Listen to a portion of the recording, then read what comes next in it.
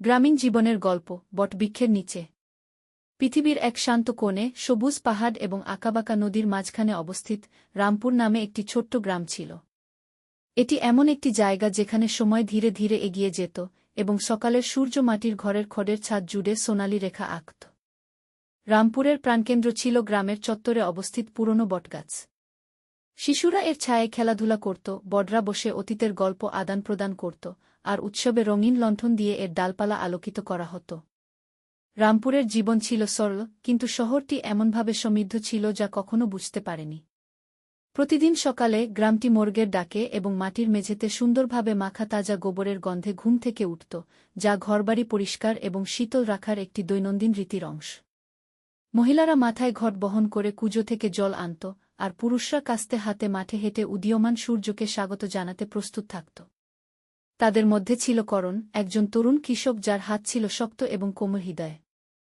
সে তার বাবার জমিতে কঠোর পরিশ্রম করত, আকাশের করুণার উপর নির্ভর করে গম এবং সরিষা চাষ করত। যখন বৃষ্টি আসত তখন গ্রাম আনন্দিত হতো।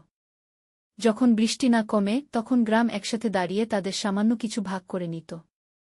সন্ধ্যাবেলা কাঠের আগুনে পরিবারগুলো রান্না করার সময় প্রতিটি কুডেঘর থেকে ধোঁয়া উঠত।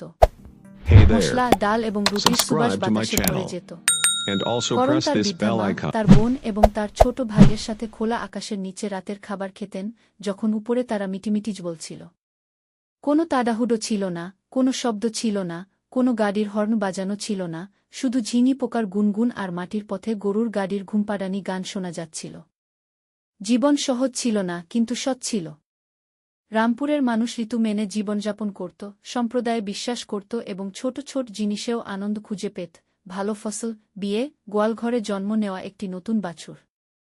একদিন রামপুরকে কাছের শহরের সাথে সংযুক্ত করার জন্য একটি রাস্তা তৈরি করা হয়েছিল। এরপর বিদ্যুৎ, তারপর মোবাইল ফোন, তারপর টেলিভিশন। ধীরে ধীরে পরিবর্তন এলো। কেউ কেউ এটিকে স্বাগত জানালেন, আবার কেউ কেউ ভয় পেলেন।